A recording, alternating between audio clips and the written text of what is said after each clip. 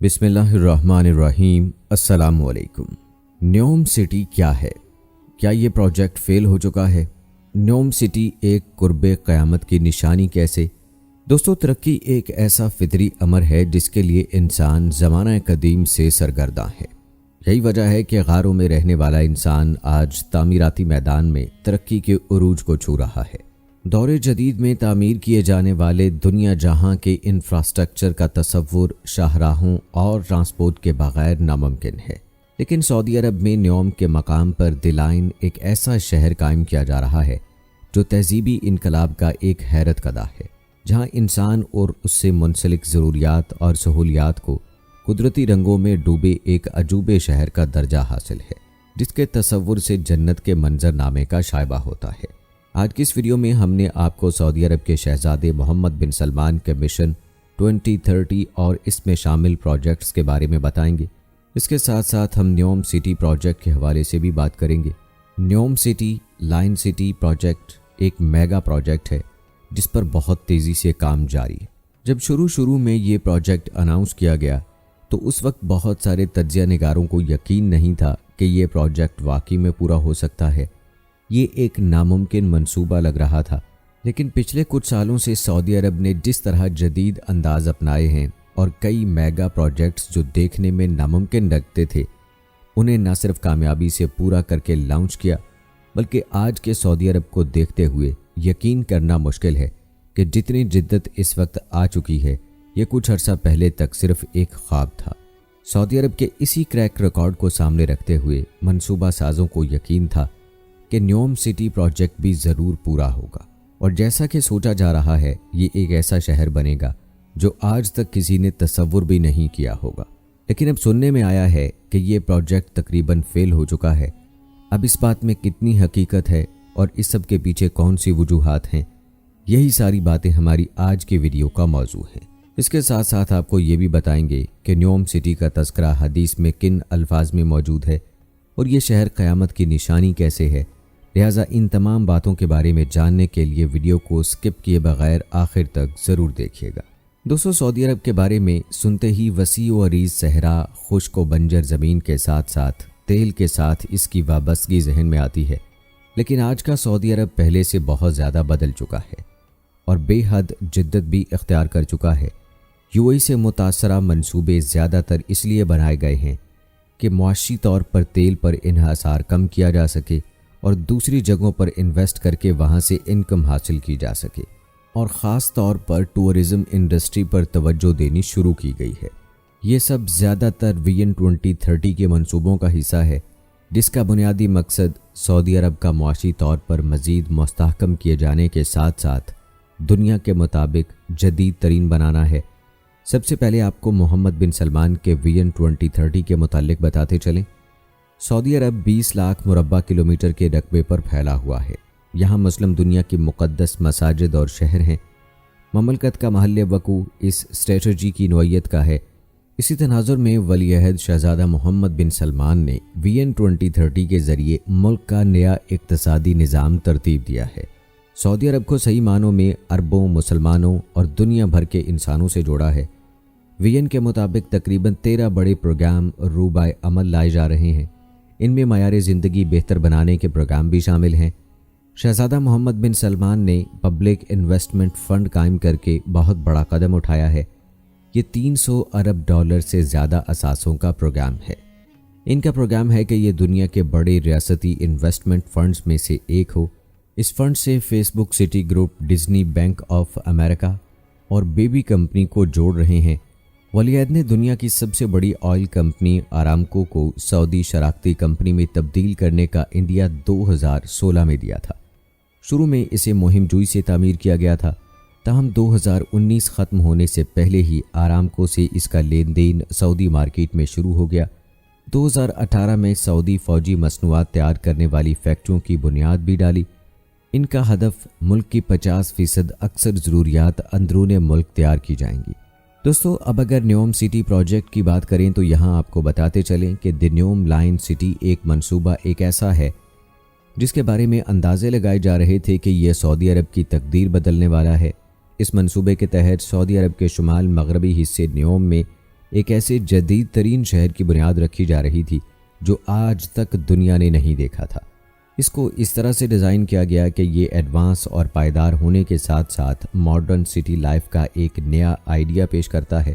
اسے نیوم دی line city کا نام اس لیے دیا گیا کہ اس کا ڈیزائن 170 کلومیٹر لمبی لائن اور 500 میٹر اونچی عمارتوں پر مشتمل ہے۔ یہ لائن سٹی چوڑائی میں بہت کم رکھا گیا ہے، جو کہ تقریباً 200 میٹر کے قریب ہے۔ شیشے کی دیواروں کے ساتھ ڈیزائن کیے گئے اس شہر کا اگر تصور کیا جائے تو ذہن میں خوبصورت اور جدید ترین شہر کی تصویر ابھرتی ہے۔ لائن سٹی کا منصوبہ بنیادی طور پر بالکل نیا نہیں ہے۔ انجینئرز نے کئی سالوں پہلے جب اس کا تصور پیش کیا، اس وقت بنیادی وجہ کم جگہ پر زیادہ سے زیادہ لوگوں کو ایڈجسٹ کرنا تھا۔ ایک دو ملکوں میں پہلے بھی لائن سٹی ڈیزائن کیے گئے کہ ملک میں لوگوں کو رہائش بھی مل جائے اور باقی منصوبے بھی چلتے رہیں، لیکن سعودی عرب کا لائن سٹی سب سے منفرد اس لیے ہے کہ یہ اپنی نوعیت کا جدید ترین شہر بننے جا رہا تھا، جسے خاص طور پر ٹورسٹ کی توجہ کے لیے بنایا جا رہا تھا، جہاں دنیا کے بڑے بڑے بزنس ٹائکونز انویسٹ کریں گے اور بنیادی طور پر یہ سیاحتی اور رہائشی سرگرمیوں کا مرکز ہوگا۔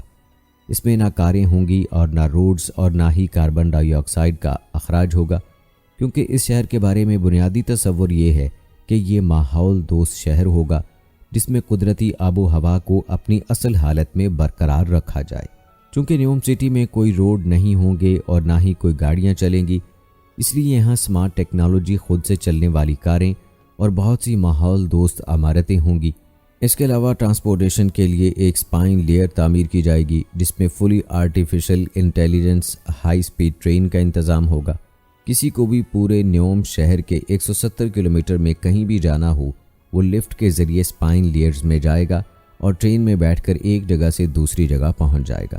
اس پورے 170 کلومیٹر کو ہائی سپیڈ ٹرین صرف 20 منٹ میں کور کرے گی۔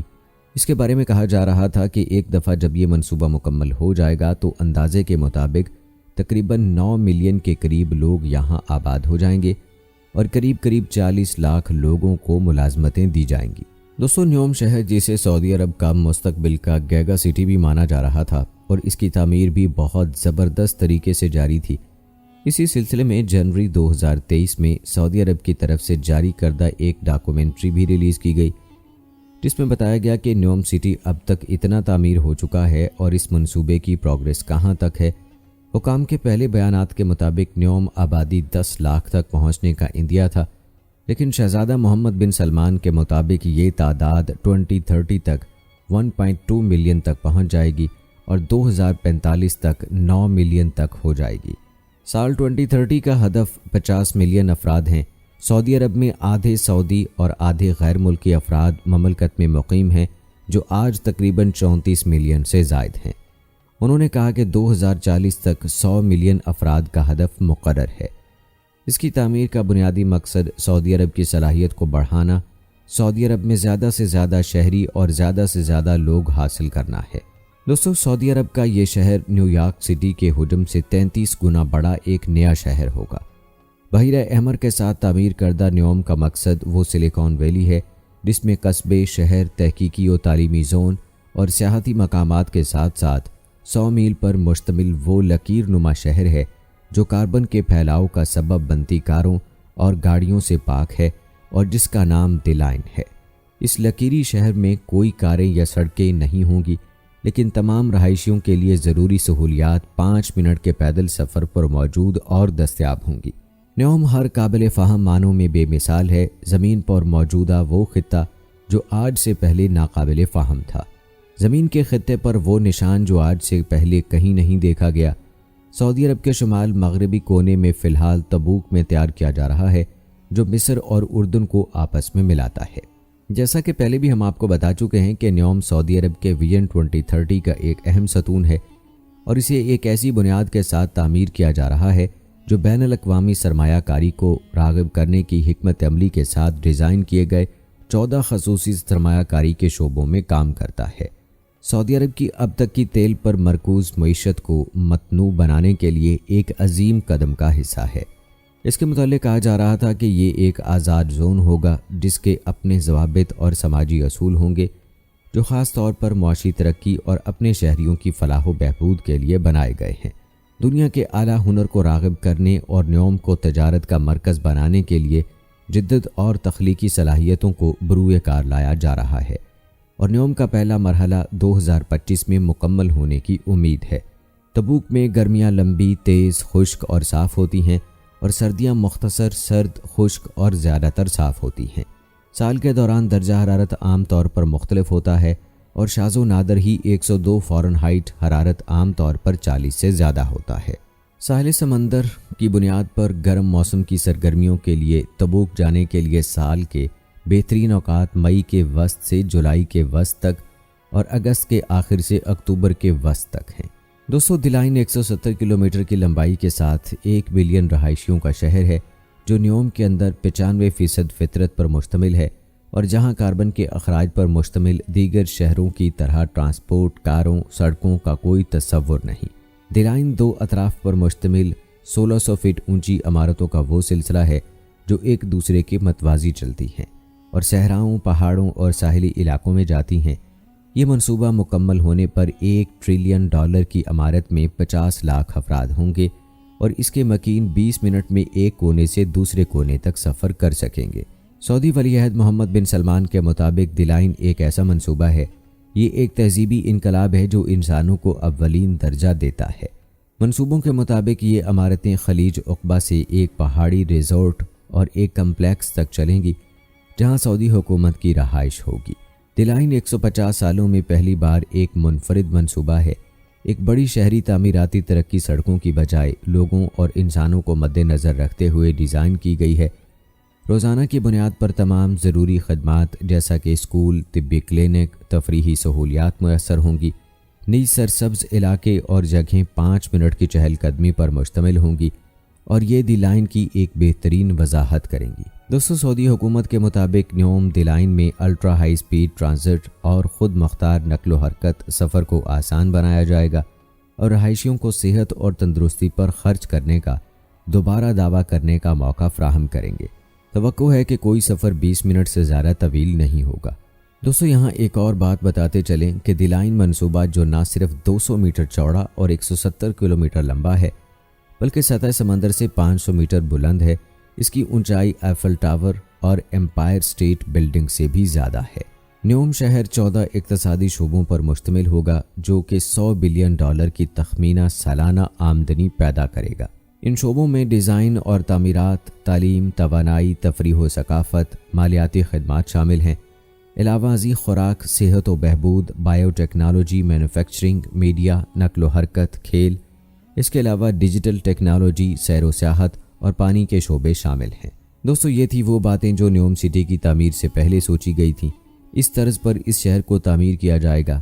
کچھ ٹائم پہلے سعودی حکومت نے اس شہر کی تعمیر کے متعلق ڈاکومنٹری دکھائی، جو یہ واضح کرتی ہے کہ سعودی عرب اس منصوبے کو لے کر بے حد سنجیدگی سے آگے بڑھ رہا تھا، لیکن اب حالات ایک دم سے بدل چکے ہیں۔ حال ہی میں یہ خبر آئی کہ نیوم سٹی پروجیکٹ فیل ہو چکا ہے، ایک ایسا منصوبہ جو کہ مکمل طور پر بین الاقوامی برادری کو راغب کرنے کے لیے ڈیزائن کیا گیا تھا، جس سے نہ صرف سیاحت میں اضافہ ہونے کی امید کی جا رہی تھی، بلکہ ملک کی ترقی بڑھنے کی بھی نمایاں چانسز تھے، معیشت کو مضبوطی ملنا تھی۔ یہ منصوبہ اب اپنی شکل میں باقی نہیں رہا۔ دنیا بھر میں موجود جدت پسند لوگ، کاروباری حلقوں، محققین اور سرمایہ کاروں کے لیے اس شہر میں بہت کچھ ڈیزائن کیا گیا تھا، جس پر کروڑوں روپے کی لاگت آنا تھی، جہاں وہ نہ صرف اپنے لیے بلکہ سعودی عرب کے لیے بھی ترقی کی نئی راہیں کھول سکتے تھے۔ اب سوال یہ پیدا ہوتا ہے کہ اتنے میگا لیول پر شروع کیے جانے والا منصوبہ فیل کیسے ہو سکتا ہے؟ تو آپ کو بتاتے چلیں کہ یہ شہر اصل میں $500 بلین کی لاگت سے تیار کیا جانا تھا۔ اس پروجیکٹ میں 2 500 میٹر اونچے اسکائی اسکریپرز ایک دوسرے کے ساتھ بنائے جا رہے تھے، جو کہ ایک اندازے کے مطابق 170 کلومیٹر پر پھیلے ہوئے تھے، اور اس سب کے لیے بہت بڑی تعداد میں بین الاقوامی انویسٹرز اور بزنس مینز کی دلچسپی چاہیے تھی، جو کہ بدقسمتی سے اب سعودی عرب کو میسر نہیں آ سکی۔ انویسٹرز کی شدید کمی کی وجہ سے وہ پروجیکٹ، جسے اصل میں 170 کلومیٹر لمبا ہونا تھا، اب وہ صرف 2.5 کلومیٹر تک ہی مکمل ہو سکا ہے، کیونکہ $500 بلین ایک اتنی بڑی رقم ہے کہ جس کا حساب بھی لگانا مشکل ہے۔ اور اس کے لیے جتنی تعداد میں بزنس کمپنی اور ٹائکونز کی ضرورت تھی اتنی ڈیلز نہیں ہو پائیں، جس کا صاف یہ مطلب ہے کہ یہ سارے اربوں خربوں روپے اب سعودی عرب کو خود لگانے ہوں گے، جو کہ یقیناً ممکن نہیں ہے۔ یہی وجہ ہے کہ اس پروجیکٹ کا ہر ایلیمنٹ کم کر دیا گیا ہے، جس میں اس کی لمبائی، چوڑائی، اس میں بنائی جانے والی منصوبوں کی تعداد اور لوگوں کا تخمینہ وغیرہ، ہر چیز میں بے حد کمی کر دی گئی ہے تاکہ منصوبہ کسی طرح پورا ہو جائے، بالکل ختم نہ ہو، کیونکہ یہ پہلے سے ہی اپنے تعمیراتی مراحل میں تھا۔ دوستو، سننے میں آ رہا ہے کہ اب سعودی گورنمنٹ کی طرف سے آفیشلی اناؤنس کر دیا گیا ہے کہ نیوم سٹی جیسا شروع میں سوچا اور بتایا گیا تھا اب اس سے مختلف ہوگا۔ سب سے پہلے تو اس کی لمبائی 170 کلومیٹر سے بے حد کم کر کے صرف 2.5 کلومیٹر کر دی گئی ہے، جو کہ دیکھا جائے تو ایک بہت بڑی ناکامی ہے۔ یہاں اب صرف 3 لاکھ لوگوں کی گنجائش بن پائے گی، جہاں پہلے 1.5 ملین لوگوں کی رہائش کا منصوبہ بنایا جا رہا تھا۔ ماہرین کا کہنا ہے کہ یہ منصوبہ نہ صرف بے حد پیچیدہ بلکہ بے حد مہنگا بھی تھا۔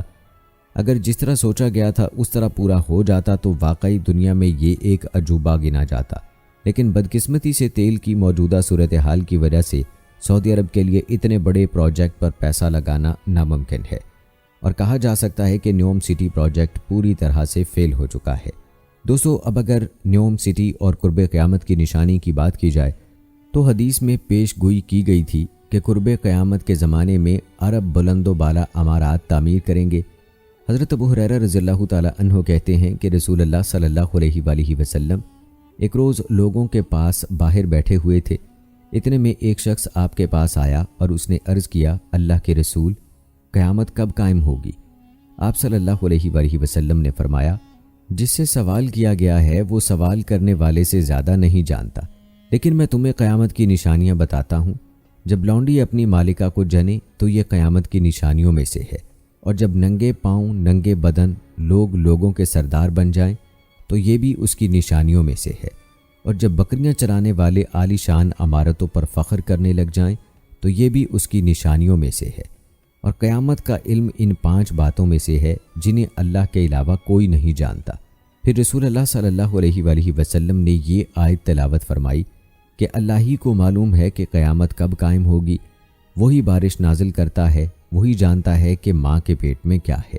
ایک اور حدیث مبارکہ کے الفاظ ہیں کہ نبی کریم صلی اللہ علیہ وآلہ وسلم نے فرمایا، بکریاں چرانے والوں کا بڑی بڑی عمارتیں تعمیر کرنا قیامت کی نشانیوں میں سے ہے، اور آج یہ پیشگوئی حقیقت کا روپ دھار چکی ہے۔ دبئی کے برج خلیفہ کے بعد اب سعودی عرب میں نیوم نامی شہر کی تعمیر کا منصوبہ زیر غور جو کہ چل رہا تھا، جس کے بارے میں ہم آپ کو تفصیل سے بتا بھی چکے ہیں، تو خبروں میں یہ بات سامنے آئی ہے کہ متحدہ عرب امارات کی حکومت دبئی میں برج خلیفہ سے بھی بلند و بالا عمارت تعمیر کر رہی ہے۔ عمارت کا منصوبہ تیار کر لیا گیا ہے۔ اس منصوبے پر $1 ارب خرچ ہوں گے اور یہ عمارت جلد ہی تعمیر ہو جائے گی۔ دوسری جانب جدہ میں بھی ایک بلند و بالا ٹاور تیار ہو رہا ہے جس کی بلندی 1 کلومیٹر تک ہوگی، جو کہ برج خلیفہ سے بھی زیادہ ہے، اور یہ دنیا کی بلند ترین عمارت ہوگی۔ ایک دوسرے سے اونچی عمارتیں تعمیر کا شوق اور اربوں ڈالرز کی لاگت سے بننے والے یہ عمارتیں اگر عزت و فخر کا باعث بنتی تو تاریخ میں فرعین مصر یا عاد و سمود کے فن اور کاریگری کے نمونے جس نے اقوام عالم کو حیرت میں ڈال رکھا تھا مارز وجود میں نہ آتے، اور یہ سب سلاطین و بادشاہ نشان عبرت نہ بنتے۔ برج العرب، پام آئی لینڈ اور نیو ایئر نائٹ کے موقع پر ان بلڈنگز میں کئی ملین ڈالر کے اصراف سے ہونے والی پارٹیز اور لائٹنگ دنیا بھر کے غرباء و مساکین کے چہروں پر تماچا ہیں۔ وہاں قرآن اصول کے مطابق شیطان کے بھائی بن کر رحمت الہی سے اپنے آپ کو دور کرنے کا بڑا سبب بھی ہیں۔ ہر عقل مند انسان یہ سوچ سکتا ہے کہ یہی رقوم اگر جہالت کے خلاف اور مسلم امہ کی تعمیر میں لگا دی جائے تو آنے والی نسلیں اپنے ان آباء کو دعاؤں اور محبتوں سے یاد رکھ کر دعا گو ہوں گی۔ تاریخ کی ستم ظریفی دیکھیے کہ مغل حکومت کے چرچے ہماری نصابی و تاریخی کتابوں میں نمایاں طور پر بیان کیے جاتے ہیں، لیکن مغل حکمرانوں کے تاج محل، لال قلعہ، پرانا قلعہ، فتح پور سیکری سمیت پورے بر صغیر میں ان کی شاہی دلچسپیوں کا خمیازہ آج پوری مسلمان قوم بھگت رہی ہے۔ مغل حکومت کی یہ شاہی عمارات آج عبرت انگیز ہو چکی ہیں۔ تاریخ کا مطالعہ کرنے والا ان عمارتوں کی تعمیر پر لگنے والا بے پناہ سرمایہ اور عیاشیوں کی داستان پڑھنے کے بعد بے اختیار پکار اٹھتا ہے کہ کاش تاج محل بنانے کی بجائے ایک یونیورسٹی تعمیر ہو جاتی۔ کاش ان فضول خرچیوں کی بجائے اصحاب علم و فن کو عزت دے کر ان سے فائدہ اٹھایا جاتا۔ کاش یہ حکمران صرف قلعوں اور شاہی محلوں کی تعمیر کی بجائے اپنی آئندہ نسلوں کے لیے اچھے ادارے، پانی کے مضبوط ڈیم، بہترین نہری نظام، معیشت کی ترقی اور مستقبل کے اہداف کو سامنے رکھ کر کوئی ایک بھی کام کر جاتے تو خود ان کی زندگی اور مرنے کے بعد اغیار کے قبضے، تخت نشینی کے جھگڑے اور مسلم قوم کی بدحالی کی وہ ذلت آمیز داستانیں ہمیں سننے کو نہ ملتی۔ لال قلعہ پر ہندوستانی جھنڈا، تاج محل کی عمارت، قطب مینار کی بلندی سے ہمیں کیا فائدہ پہنچا؟ آثار قدیمہ کے نام سے یہ عمارات آج ہمارے سوئے ہوئے ضمیر کو جگاتی ہیں، لیکن ہم ٹکٹ خرید کر انہیں آثار قدیمہ کو دیکھ کر خوش ہوتے ہیں۔ اونچی عمارتیں آئندہ آنے والی نسلوں کو ان حکمرانوں کی لاپرواہیوں اور مستقبل کے بارے میں کوتاہ علمی و حالات و واقعات سے بے رغبتی کے قصے سناتی ہیں، اور شاید عربوں کے اس شوق کا خمیازہ آئندہ نسلوں کو ایسے ہی دیکھنا پڑے گا جیسے ہم دیکھ رہے ہیں۔ بدقسمتی دیکھیں کہ مکہ مکرمہ میں بیت اللہ کے بالمقابل کلاک ٹاور کے نام سے اونچی عمارت کھڑی کر دی گئی۔ اگرچہ اس کی آمدنی حرمین شریفین کے لیے وقف ہے، لیکن پوری دنیا کے مسلمانوں کی اکثریت جس نے بھی مسجد الحرام کی زیارت کی ہے اس کو ناپسند کیا ہے۔ حدیث مبارکہ میں آتا ہے، عبداللہ بن عمر رضی اللہ تعالی عنہ بیان کرتے ہیں، نبی اکرم صلی اللہ علیہ وآلہ وسلم نے ارشاد فرمایا، جب تم دیکھو کہ مکہ مکرمہ کا پیٹ چیر کر نہروں جیسی چیزیں بنا دی گئی ہیں اور مکہ کی عمارتیں پہاڑوں کی چوٹیوں کے برابر اونچی ہو گئی ہیں، تو سمجھ لو کہ معاملہ تمہارے سر پر آ چکا ہے، اس لیے سنبھل کر رہو۔ نہروں کا پیٹ چیرنے سے مراد اس کی تعمیرات ہیں۔ آج ہم دیکھ سکتے ہیں کہ مکہ مکرمہ میں واقع کتنے ہی پہاڑوں کو چیر کر سرنگیں اور زمین دوز راستے بنا دیے گئے ہیں۔ مکہ مکرمہ کی عمارتیں نہ صرف پہاڑ کی چوٹیوں کے برابر ہو گئی ہیں بلکہ بعض جگہ ان سے بھی اونچی چلی گئی ہیں۔ نبی اکرم صلی اللہ علیہ وآلہ وسلم نے قیامت کی نشانیاں بیان کرتے ہوئے فرمایا، اونٹوں اور بکریوں کے چرواہے جو برہنہ اور ننگے پاؤں ہوں گے وہ ایک دوسرے سے مقابلے کرتے ہوئے لمبی لمبی بلڈنگز بنائیں گے اور فخر کریں گے۔ بحوالہ بخاری شریف۔ ایک اور موقع پر آپ صلی اللہ علیہ وآلہ وسلم نے فرمایا، قیامت سے پہلے عرب دوبارہ سرسبز ہو جائے گا۔ آج ہم دیکھ رہے ہیں کہ عرب کے ریگستانوں میں گولف کلب کھولے جا رہے ہیں۔ وہ صحرا اور خشک جگہیں جہاں کوئی ایک پتا بھی نہیں ملتا تھا، وہاں اب گندم کاشت ہو رہی ہے، اور خصوصاً سعودی عرب گندم کی کاشت میں خود کفیل ہو چکا ہے۔ قحط سالی کے ان علاقوں میں اب بارشیں بے انتہا ہوتی ہیں بلکہ سیلابی کیفیت پیدا ہو رہی ہے۔ جدہ میں سیلاب سے ہونے والے نقصانات ہم میڈیا پر دیکھ چکے ہیں۔ پہاڑوں پر بھی سبزہ نظر آنا شروع ہو چکا ہے۔ اگرچہ اس کو گلوبل وارمنگ کا نام بھی دیا جا سکتا ہے، لیکن نبی مکرم صلی اللہ علیہ وآلہ وسلم نے اس کو قیامت کی نشانیاں بیان کیا تھا اور فرمایا تھا کہ یہ ریگستان اور دوبارہ سرسبز ہو جائیں گے۔ مکہ کے قریب ہاتھی کی باقیات مل چکی ہیں، اور ہاتھی عموماً وہاں ہوتا ہے جہاں سبزہ ہوتا ہے، یعنی یہ علاقے پہلے سرسبز ہوتے تھے۔ 70 کی دہائی سے پہلے عرب پاکستان اور انڈیا میں تعلقات اور چندہ و تعاون کے لیے آتے تھے، لیکن اب اللہ تعالیٰ نے ان علاقوں میں جب تیل کی دولت کا فضل کیا تو شاید لوگ اپنی اوقات بھول چکے ہیں، لیکن اللہ کے اصول ہر کمال اور راز والے کہ مصداق قیامت کی نشانیوں کے تناظر میں دیکھ لیں تو شاید وہ وقت قریب آ رہا ہے۔ عقل مندوں کے لیے نصیحت ہے کہ قرآن کے اس اصول کو اپنانے والے کہیں کھو چکے ہیں۔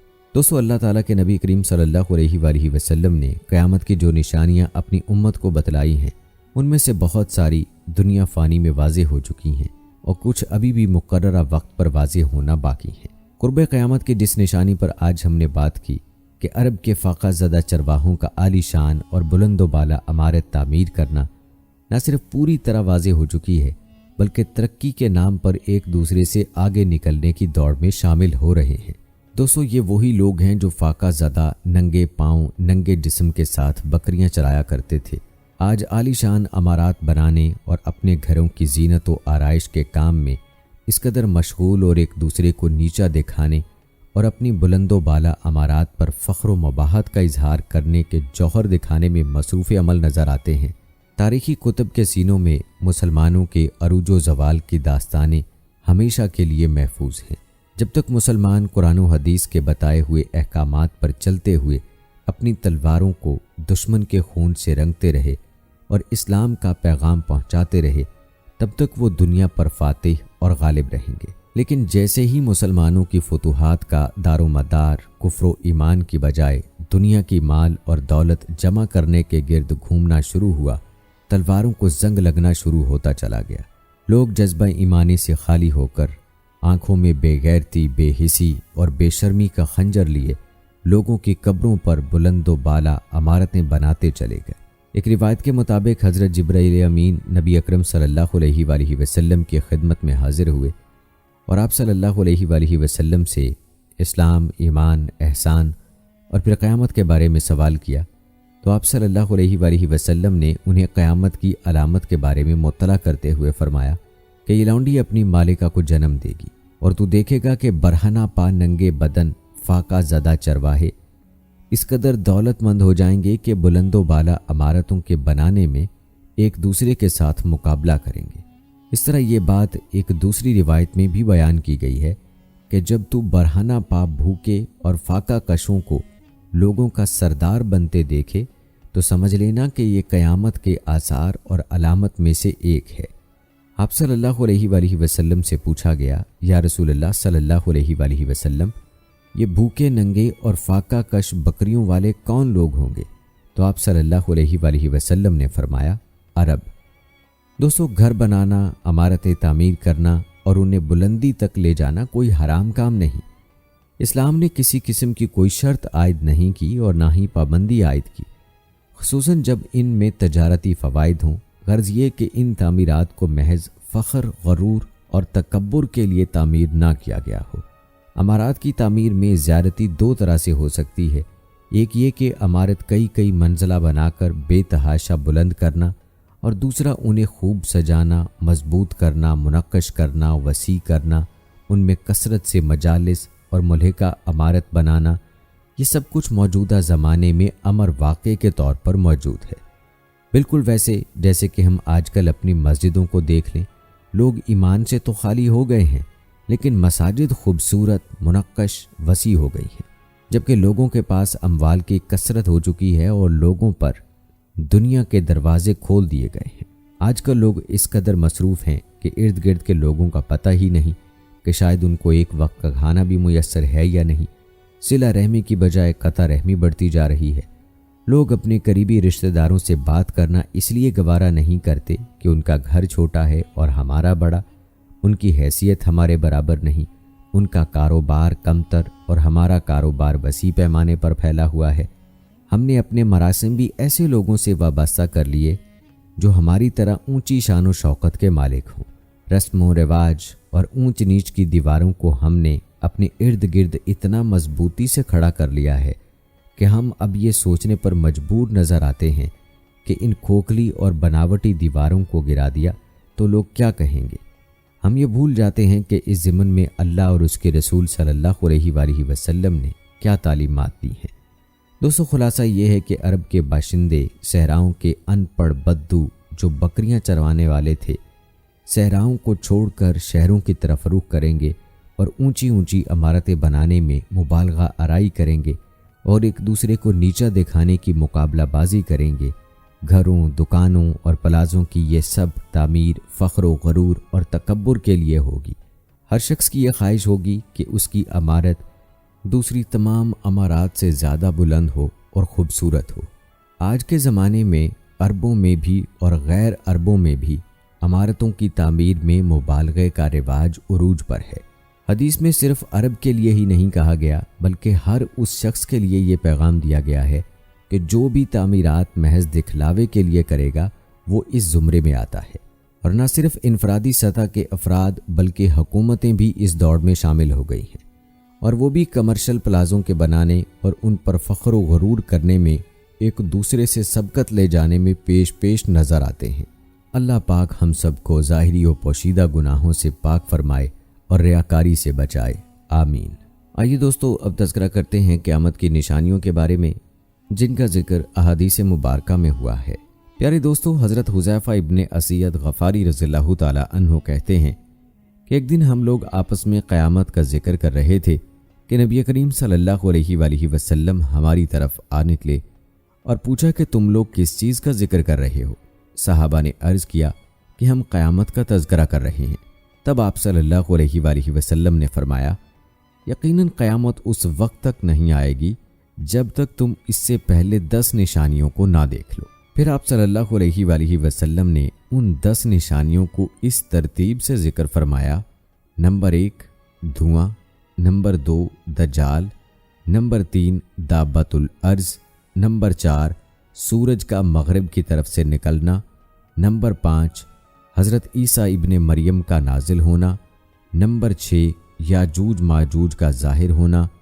چھٹی، 7ویں اور 8ویں نشانی کے طور پر آپ صلی اللہ علیہ وآلہ وسلم نے 3 خسوف کا یعنی 3 مقامات پر زمین کے دھنس جانے کا ذکر کیا، ایک تو مشرق کے علاقے میں، دوسرے مغرب کے علاقے میں اور تیسرے جزیرہ عرب کے علاقے میں۔ اور 10ویں نشانی جو سب کے بعد ظاہر ہوگی وہ آگ ہے جو یمن کی طرف سے نمودار ہوگی اور لوگوں کو گھیر ہانک کر زمین حشر کی طرف لے جائے گی۔ اور ایک حدیث میں یوں ہے کہ وہ ایک ایسی آگ ہوگی جو یمن کے مشہور شہر عدن کے آخری کنارے سے نمودار ہوگی اور لوگوں کو ہانک کر زمین حشر کی طرف لے جائے گی۔ نیز ایک روایت میں 10ویں نشانی کے طور پر یمن کی طرف سے یا عدن کے آخری کنارے سے آگ کے نمودار ہونے کی بجائے ایک ایسی ہوا کا ذکر کیا گیا ہے جو لوگوں کو سمندر میں پھینک دے گی۔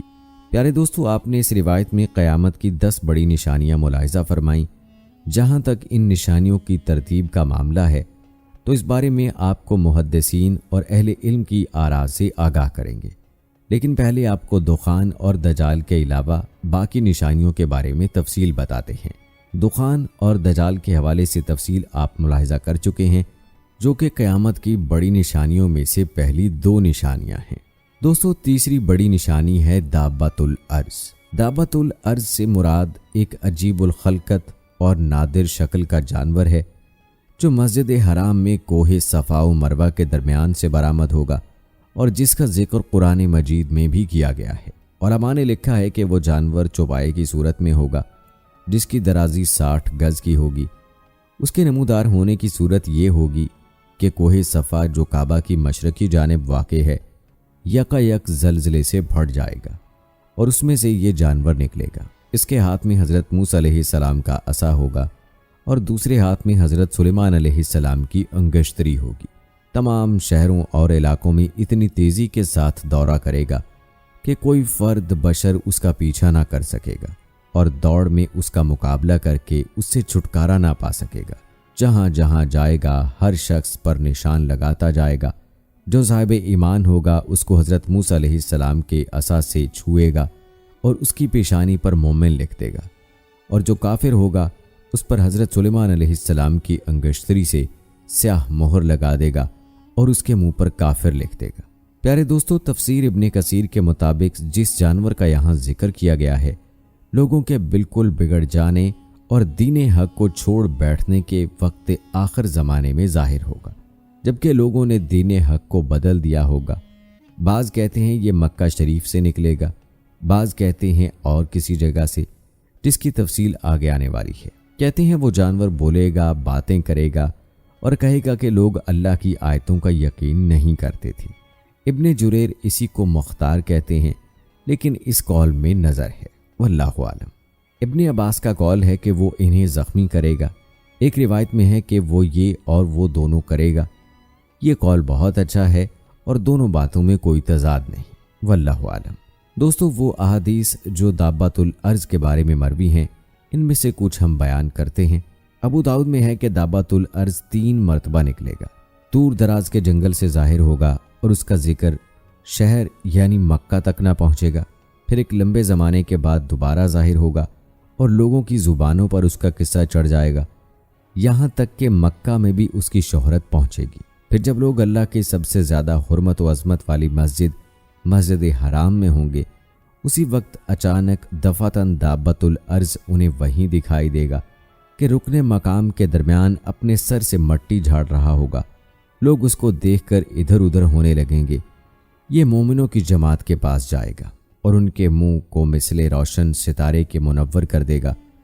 اس سے بھاگ کر نہ کوئی بچ سکتا ہے اور نہ چھپ سکتا ہے، یہاں تک کہ ایک شخص اس کو دیکھ کر نماز کو کھڑا ہو جائے گا یہ اس کو کہے گا اب نماز کو کھڑا ہوا ہے، پھر اس کی پیشانی پر نشان کر دے گا اور چلا جائے گا۔ اس کے ان نشانات کے بعد کافر مومن کا صاف طور پر امتیاز ہو جائے گا، یہاں تک کہ مومن کافر سے کہے گا کہ اے کافر میرا حق ادا کر، اور کافر مومن سے کہے گا اے مومن میرا حق ادا کر۔ یہ روایت حذیفہ بن اسید سے موقوفاً بھی مروی ہے۔ ایک دوسری روایت میں ہے کہ حضرت عیسیٰ علیہ السلام کے زمانے میں ہوگا جبکہ آپ بیت اللہ شریف کا طواف کر رہے ہوں گے، لیکن اس کی اسناد صحیح نہیں ہے۔ صحیح مسلم میں ہے کہ سب سے پہلے جو نشانی ظاہر ہوگی وہ سورج کا مغرب سے نکلنا اور دابۃ الارض کا ضحیٰ کے وقت آ جانا ہے۔ ان دونوں میں سے جو پہلے ہوگا اس کے بعد ہی دوسرا ہوگا۔ اس کے علاوہ صحیح مسلم شریف میں ہے، آپ نے فرمایا 6 چیزوں کی آمد سے پہلے نیک اعمال کر لو: سورج کا مغرب سے نکلنا، دھوئیں کا آنا، دجال کا آنا اور دابۃ الارض کا آنا۔ یہ حدیث اور سندوں سے دوسری کتابوں میں بھی ہے۔ ابو داؤد طیالسی میں ہے کہ دابۃ الارض کے ساتھ حضرت عیسیٰ علیہ السلام کی لکڑی اور حضرت سلیمان علیہ السلام کی انگوٹھی ہوگی۔ کافروں کی ناک پر لکڑی سے مہر لگائے گا اور مومنوں کے منہ انگوٹھی سے منور کر دے گا، یہاں تک کہ ایک دسترخوان پر بیٹھے ہوئے مومن کافر سب ظاہر ہو جائیں گے۔ ایک اور حدیث میں جو مسند احمد میں ہے مروی ہے کہ کافروں کے ناک پر انگوٹھی سے مہر کرے گا اور مومنوں کے چہرے لکڑی سے چمکا دے گا۔ ابن ماجہ میں حضرت بریدہ رضی اللہ تعالی عنہ سے روایت ہے کہ مجھے رسول اللہ صلی اللہ علیہ وآلہ وسلم لے کر مکہ کے پاس ایک جنگل میں گئے۔ میں نے دیکھا کہ ایک خشک زمین ہے جس کے ارد گرد ریت ہے۔ فرمانے لگے یہیں سے دابۃ الارض نکلے گا۔ ابن بریدہ کہتے ہیں اس کے کئی سال بعد میں حج کے لیے نکلا تو مجھے لکڑی دکھائی دی جو میری اس لکڑی کے برابر تھی۔ حضرت ابن عباس رضی اللہ تعالی عنہ فرماتے ہیں اس کے 4 پیر ہوں گے، صفا کے کھڈ سے نکلے گا، بہت تیزی سے خروج کرے گا جیسے کہ کوئی تیز رفتار گھوڑا ہو، لیکن 3 دن میں اس کے جسم کا تیسرا حصہ بھی نہ نکلا ہوگا۔ حضرت عبداللہ بن عمر رضی اللہ تعالی عنہ سے جب اس کی بابت پوچھا گیا تو فرمانے لگے جیاد میں ایک چٹان ہے، اس کے نیچے سے نکلے گا، میں اگر وہاں ہوتا تو تمہیں وہ چٹان دکھا دیتا۔ یہ سیدھا مشرق کی طرف جائے گا اور اس شور سے جائے گا کہ ہر طرف اس کی آواز پہنچ جائے گی، پھر شام کی طرف جائے گا، وہاں بھی چیخ لگا کر پھر یمن کی طرف متوجہ ہوگا، یہاں بھی آواز لگا کر شام کے وقت مکہ سے چل کر صبح کو اصفہان پہنچ جائے گا۔ لوگوں نے پوچھا پھر کیا ہوگا؟ فرمایا پھر مجھے معلوم نہیں۔ حضرت عبداللہ بن عمر رضی اللہ تعالی عنہ کا قول ہے کہ مزدلفہ کی رات کو نکلے گا۔ حضرت عزیر رضی اللہ تعالی عنہ کے ایک کلام کی حکایت ہے کہ صدوم کے نیچے سے یہ نکلے گا، اس کے کلام کو سب سنیں گے، حاملہ کے حمل وقت سے پہلے گر جائیں گے، میٹھا پانی کڑوا ہو جائے گا، دوست دشمن ہو جائیں گے، حکمت جل جائے گی، علم اٹھ جائے گا، نیچے کی زمین باتیں کرے گی، انسان کی وہ تمنائیں ہوں گی کہ جو کبھی پوری نہ ہوں، ان چیزوں کی کوشش ہوگی جو کبھی حاصل نہ ہوں، اس بارے میں کام کریں گے جسے کھائیں گے نہیں۔ دوستو اس حوالے سے حضرت ابو ہریرہ رضی اللہ تعالی عنہ کا قول ہے جس کے جسم پر سب رنگ ہوں گے، اس کے 2 سینگوں کے درمیان سوار کے لیے ایک فرسخ کی راہ ہوگی۔ ابن عباس رضی اللہ تعالی عنہ کہتے ہیں کہ یہ موٹے نیزے کی اور بھالے کی طرح کا ہوگا۔ حضرت علی رضی اللہ تعالی عنہ فرماتے ہیں اس کے بال ہوں گے، کھر ہوں گے، داڑھی ہوگی، دم نہ ہوگی، 3 دن میں بمشکل 1/3 باہر آئے گا، حالانکہ تیز گھوڑے کی چال چلتا ہوگا۔ اسی طرح ابو زبیر رضی اللہ تعالی عنہ کا قول ہے کہ اس کا سر بیل کے سر کے مشابہ ہوگا، آنکھیں خنزیر کی آنکھوں کے مشابہ ہوں گی، کان ہاتھی جیسے ہوں گے، سینگ کی جگہ اونٹ کی طرح ہوگی، شتر مرغ جیسی گردن ہوگی، شیر جیسا سینہ ہوگا، چیتے جیسا رنگ ہوگا، بلی جیسی کمر ہوگی، مینڈھے جیسی دم ہوگی، اونٹ جیسے پاؤں ہوں گے، ہر 2 جوڑ کے درمیان 12 گز کا فاصلہ ہوگا۔ حضرت موسیٰ علیہ السلام کی لکڑی اور حضرت سلیمان علیہ السلام کی انگوٹھی ساتھ ہوگی۔ ہر مومن کے چہرے پر اپنے عصائے موسوی سے نشان کرے گا جو پھیل جائے گا اور چہرہ منور ہو جائے گا، اور ہر کافر کے چہرے پر خاتم سلیمانی سے نشانی لگا دے گا جو پھیل جائے گا اور اس کا چہرہ سیاہ ہو جائے گا۔ اس طرح مومن کافر ہو جائیں گے کہ خرید و فروخت کے وقت، کھانے پینے کے وقت لوگ ایک دوسرے کو اے مومن اور اے کافر کہہ کر بلائیں گے۔ دابۃ الارض ایک ایک کا نام لے کر ان کو جنت کی خوشخبری یا جہنم کی بدخبری سنائے گا۔ پیارے دوستو، یہ تھی تفصیل دابۃ الارض کے حوالے سے جو مختلف روایات میں بیان ہوئی ہے اور آپ کے گوش گزار کی گئی ہے۔ اب تذکرہ کرتے ہیں باقی نشانیوں کا۔ دوستو، قرآن پاک میں ارشاد باری تعالیٰ ہے، یہ اس کے سوا اور کس بات کے منتظر ہیں کہ ان کے پاس فرشتے آئیں یا خود تمہارا پروردگار آئے یا تمہارے پروردگار کی کچھ نشانیاں آئیں، مگر جس روز تمہارے پروردگار کی کچھ نشانیاں آ جائیں گی تو جو شخص پہلے ایمان نہیں لایا ہوگا اس وقت اسے ایمان لانا کچھ فائدہ نہیں دے گا، یا اپنے ایمان کی حالت میں نیک عمل نہیں کیے ہوں گے تو گناہوں سے توبہ کرنا مفید نہ ہوگا۔ اے پیغمبر، ان سے کہہ دو کہ تم بھی انتظار کرو، ہم بھی انتظار کرتے ہیں۔ پیارے دوستو، ان آیات میں اللہ تعالیٰ کافروں کو اور پیغمبروں کے مخالفوں کو، اپنی آیات کو جھٹلانے والوں کو، اپنی راہ سے روکنے والوں کو ڈرا رہے ہیں کہ کیا انہیں قیامت کا انتظار ہے، جبکہ فرشتے بھی آئیں گے اور خود اللہ قہار بھی۔ وہ بھی وقت ہوگا جب ایمان بھی ہے بے سود اور توبہ بھی بیکار ہو جائے گی۔ بخاری شریف میں اس آیت کی تفسیر میں ہے، رسول اللہ صلی اللہ علیہ وآلہ وسلم فرماتے ہیں، قیامت قائم نہ ہوگی جب تک کہ سورج مغرب سے نہ نکلے۔ جب یہ نشان ظاہر ہو جائے گا تو زمین پر جتنے لوگ ہوں گے سب ایمان لے آئیں گے، لیکن اس وقت ایمان محض بے سود ہوگا۔ پھر آپ نے یہی آیت پڑھی اور حدیث ہے، جب قیامت کی 3 نشانیاں ظاہر ہو جائیں تو بے ایمان کو ایمان لانا، خیر سے رکے ہوئے لوگوں کو اس کے بعد نیکی یا توبہ کرنا کچھ سود مند نہ ہوگا، سورج کا مغرب سے نکلنا، دجال کا آنا، دابۃ الارض کا ظاہر ہونا۔ ایک اور روایت میں اس کے ساتھ ہی ایک دھوئیں کے آنے کا بھی بیان ہے، اور حدیث میں ہے، سورج کے مغرب سے طلوع ہونے سے بیشتر جو توبہ کرے اس کی توبہ مقبول ہے۔ بعض کا ماننا ہے کہ سورج کا مغرب سے نکالنا قیامت کی نشانیوں میں آخری نشانی ہوگی، جبکہ مذکورہ حدیث میں سورج کا نکلنا 4 نمبر پر بیان ہوا ہے۔ اگلی نشانی حضرت عیسیٰ علیہ السلام کا نزول ہے۔ یاد رہے کہ حضرت عیسیٰ علیہ السلام کا نزول حضرت امام مہدی علیہ السلام کے ظہور کے بعد ہوگا۔ چنانچہ آپ ایک دن شام کے وقت آسمان سے دمشق کی جامع مسجد کے مشرقی سفید مینار پر اتریں گے اور پھر دجال کو تلاش کر کے اس کو باب لد پر قتل کریں گے۔ لد شام میں ایک موضع کا نام ہے اور بعض حضرات نے اس کو فلسطین کے ایک موضع کا نام بتایا ہے۔ پھر آپ کا نکاح ہوگا اور آپ 40 سال تک دنیا میں رہیں گے، اور آپ علیہ السلام کی تدفین نبی کریم صلی اللہ علیہ وآلہ وسلم کے ساتھ ہوگی۔ روایات سے معلوم ہوتا ہے دجال کو حضرت عیسیٰ علیہ السلام قتل کریں گے، جیسا کہ دجال کے ذکر میں اس کی تفصیل آپ نے ملاحظہ کی۔ اس لحاظ سے یہ کہا جا سکتا ہے کہ دجال اور حضرت عیسیٰ علیہ السلام کا نزول یکے بعد دیگرے ہوگا، یعنی پہلے دجال کا ظہور ہوگا اور جیسے دجال کے زمانے ہی میں حضرت عیسیٰ علیہ السلام کا نزول ہو جائے گا، جو اللہ کے حکم سے دجال کا خاتمہ فرمائیں گے۔ دوستو، اگلی نشانی یاجوج ماجوج کا انخلاء ہے، جو مذکورہ حدیث کی روح سے قیامت کی 6ٹھی بڑی نشانی ہے۔ آپ کو بتاتے چلیں کہ یاجوج ماجوج دراصل 2 قبیلوں کے نام ہیں جو یافس ابن نوح کی اولاد میں سے ہیں۔ یہ دونوں قبیلے بہت وحشی مگر طاقتور تھے۔ ان کا خاص مشغلہ لوٹ مار اور زمین پر فساد پھیلانا تھا۔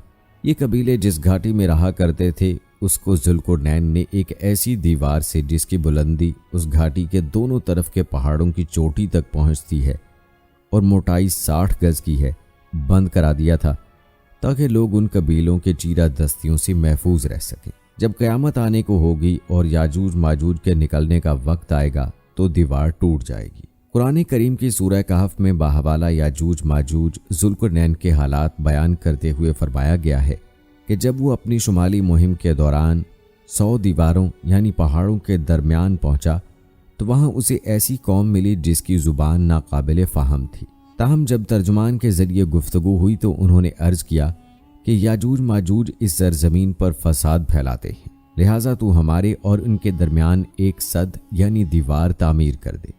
اور قرآن پاک میں مزید اس بات کا ذکر موجود ہے کہ کس طرح ذوالقرنین نے اس قوم کو یاجوج ماجوج کی یلغار سے بچانے کے لیے دیوار بنائی۔ یاد رہے کہ یہ جو دیوار بنائی گئی تھی وہ کوئی خیالی یا مانوی نہیں بلکہ حقیقی اور حسی ہے، جو کہ لوہے اور پگھلے ہوئے تانبے سے بنائی گئی تھی، جسے وقتی طور پر یاجوج ماجوج کا فتنہ دب گیا۔ جب یہ دیوار تعمیر ہو گئی تو ذوالقرنین نے اللہ کا شکر ادا کیا جس نے یہ دیوار بنانے اور لوگوں کو آئے دن کی پریشانیوں سے نجات دلانے کی توفیق بخشی، مگر ساتھ ہی لوگوں کو یہ بھی بتایا کہ یہ دیوار اگرچہ بہت مضبوط اور مستحکم ہے مگر یہ لازوال نہیں، جو چیز بھی بنی ہے بالآخر فنا ہونے والی ہے، اور جب میرے رب کے وعدے کا وقت قریب آئے گا تو وہ اس کو پیوند خاک کر دے گا، اور میرے رب کا وعدہ برحق ہے۔ دوستو، اگرچہ سد ذوالقرنین بڑی مضبوط بنائی گئی ہے، جس کے اوپر چڑھ کر یا اس میں سوراخ کر کے یاجوج ماجوج کا ادھر آنا ممکن نہیں، لیکن جب اللہ کا وعدہ پورا ہوگا تو وہ اسے ریزہ ریزہ کر کے زمین کے برابر کر دے گا۔ اس وعدے سے مراد قیامت کے قریب یاجوج ماجوج کا ظہور ہے۔ آئیے اس حوالے سے آپ کو چند روایات بتاتے ہیں جن میں یاجوج ماجوج کا ذکر ہے۔ صحیح بخاری کی ایک حدیث میں حضور نبی کریم صلی اللہ علیہ وآلہ وسلم نے اس دیوار میں تھوڑے سے سوراخ کو فتنے کے قریب ہونے سے تعبیر فرمایا۔ ایک اور حدیث میں آتا ہے کہ یاجوج ماجوج ہر روز اس دیوار کو کھودتے ہیں اور پھر کل کے لیے چھوڑ دیتے ہیں، لیکن جب اللہ کی مشیت ان کے خروج کی ہوگی تو پھر وہ کہیں گے کل انشاءاللہ اس کو کھودیں گے، اور پھر دوسرے دن وہ اس سے نکلنے میں کامیاب ہو جائیں گے اور زمین میں فساد پھیلائیں گے، یعنی انسانوں کو بھی کھانے سے گریز نہیں کریں گے۔ تو اللہ تعالیٰ کی طرف سے حضرت عیسیٰ علیہ السلام کو حکم ہوگا کہ وہ مسلمانوں کو طور کی طرف جمع کر لیں، کیونکہ یاجوج ماجوج کا مقابلہ کسی کے بس میں نہ ہوگا۔ حضرت عیسیٰ علیہ السلام اور ان کے ساتھی اس وقت ایسی جگہ کھڑے ہوں گے جہاں غذا کی سخت قلت ہوگی۔ پھر لوگوں کی درخواست پر حضرت عیسیٰ علیہ السلام یاجوج ماجوج کے لیے بد دعا فرمائیں گے، پس اللہ تعالیٰ ان کی گردنوں اور کانوں میں کیڑا پیدا کر دے گا جو بعد میں پھوڑا بن جائے گا، جس کے پھٹنے سے یہ ہلاک ہونا شروع ہو جائیں گے، سب کے سب مر جائیں گے، ان کی لاشوں سے ایک بالشت زمین بھی خالی نہ ہوگی، اور ہر طرف ان کی لاشوں کی گندی بو پھیل جائے گی۔ پھر عیسیٰ ابن مریم علیہ السلام دعا کریں گے تو اللہ جل شانہ اونٹ کی گردن برابر پرندے بھیجیں گے جو ان کی لاشوں کو اٹھا کر جانے کہاں پھینک دیں گے۔ پھر ایک بارش ہوگی جس سے کل زمین صاف شفاف ہو جائے گی اور ہر طرف ہریالی و خوشحالی ہوگی۔ پیارے دوستو، اس روایت سے یہ بات معلوم ہوتی ہے کہ یاجوج ماجوج کا انخلا بھی حضرت عیسیٰ علیہ السلام ہی کے دور میں ہوگا، اور یہ ترتیب سمجھ میں آتی ہے کہ دجال پہلے آئے گا، پھر حضرت عیسیٰ علیہ السلام کا نزول ہوگا جو اس کا قتل کریں گے، اور اس کے بعد عیسیٰ علیہ السلام ہی کے دور میں یاجوج ماجوج کا انخلا ہوگا جو آپ علیہ السلام ہی کی دعا سے ختم ہوں گے۔ یاد رہے کہ یہ بات حدیث پاک میں بیان ہو چکی ہے کہ قیامت کی یہ بڑی نشانیاں اس طرح اوپر نیچے ظاہر ہوں گی جیسا کہ تسبیح ٹوٹنے سے ان کے دانے اوپر نیچے گرتے ہیں۔ دوستو، اب ذکر کرتے ہیں زمین میں دھنسنے کا، جس کو مذکورہ حدیث میں 3 خسوف کہا گیا ہے، اور آپ صلی اللہ علیہ وآلہ وسلم نے 3 خسوف کا ذکر 3 نشانیوں کے طور پر بیان فرمایا ہے۔ خسوف کے بارے میں ابن مالک نے کہا ہے کہ عذاب الہی کے طور پر زمین کا دھنس جانا مختلف زمانوں اور مختلف علاقوں میں واقع ہو چکا ہے، لیکن احتمال ہے کہ یہاں حدیث میں جن 3 خسوف کا ذکر فرمایا گیا ہے وہ پہلے واقع ہو چکنے والے خسوف کے علاوہ ہوں گے اور ان سے بھی زیادہ سخت ہوں گے۔ معلوم ہوا کہ قیامت کی بڑی نشانیوں میں سے ایک نشانی یہ بھی ہے کہ روئے زمین پر زمین کے پھٹ جانے یا دھنس جانے کے 3 ایسے واقعات رونما ہوں گے کہ لوگ بہت زیادہ خوف زدہ ہو جائیں گے، کیونکہ ان کے اثرات بہت ہی ہولناک ہوں گے۔ یوں تو دنیا میں پہلے بھی زمین کے پھٹنے کے ایسے کئی واقعات سننے کو مل چکے ہیں، لیکن جن واقعات کی خبر آپ صلی اللہ علیہ وآلہ وسلم نے دی ہے وہ ہماری سوچ سے بالاتر ہے۔ وہ کس قدر بھیانک عذاب ہوگا کہ روئے زمین پر کوئی بھی اس کے خوف سے بچ نہیں پائے گا۔ زمین کا دھنسنا قیامت کبریٰ کی نشانیوں میں سے ہے۔ وہ کب ہونا ہے، کس جگہ ہونا ہے، اس کا علم تو اللہ پاک کی ذات اقدس ہی جانتی ہے، لیکن آپ صلی اللہ علیہ وآلہ وسلم نے ان سمتوں کی طرف اشارہ ضرور دیا ہے کہ ایک واقعہ اہل مغرب کی طرف ہوگا، وہ اس قدر بھیانک ہوگا کہ پورا مغرب اس کے خوف کی لپیٹ میں ہوگا، جبکہ دوسرا واقعہ اہل مشرق کی طرف ہوگا اور تیسرا واقعہ اہل مغرب کی سرزمین پر ہوگا۔ یاد رہے کہ زمین کا دھنس جانا اللہ رب العزت کے احکامات کی پامالی، نافرمانی، ناشکری اور اس کے عذاب کو دعوت دینے کی طرف اشارہ ہے۔ معلوم ہوتا ہے جیسے آنے والے وقت میں روئے زمین پر صرف بدکار، گناہگار اور نافرمان لوگوں کا ڈیرا ہوگا جو کثرت گناہ کے دلدل میں جکڑے ہوں گے، لوگوں کے روز و شب اور مصروفیات کا اندازہ آپ صلی اللہ علیہ وآلہ وسلم کے اس فرمان سے واضح ہوتا ہے کہ میری امت کے کچھ لوگ کھانے پینے اور لہو و لعب میں رات گزاریں گے، جب صبح ہوگی تو سب کے سب خنزیر بن چکے ہوں گے۔ اس امت کے بعض قبائل کو ان کے گھروں سمیت زمین میں دھنسا دیا جائے گا۔ جب صبح ہوگی تو لوگ کہیں گے کہ آج رات بنو فلاں کو زمین میں دھنسا دیا جائے گا، آج رات فلاں قبیلے کے گھروں کو زمین میں دھنسا دیا گیا ہے۔ ان پر پتھر برسائے جائیں گے اور ان پر منحوس ہوا بھیجی جائے گی جو انہیں اسی طرح ریزہ ریزہ کر کے اڑا دے گی۔ تو دوستو، یہ تھی ہماری آج کی ویڈیو جس میں ہم نے آپ کو نیوم سٹی کے حوالے سے بتایا اور ساتھ ہی ساتھ یہ بتایا آپ کو کہ یہ کیسے قیامت کی نشانیوں سے اس کو جوڑا جا رہا ہے، اور ساتھ ہی آخر میں آپ کو بتایا قیامت کی نشانیوں کے بارے میں بھی۔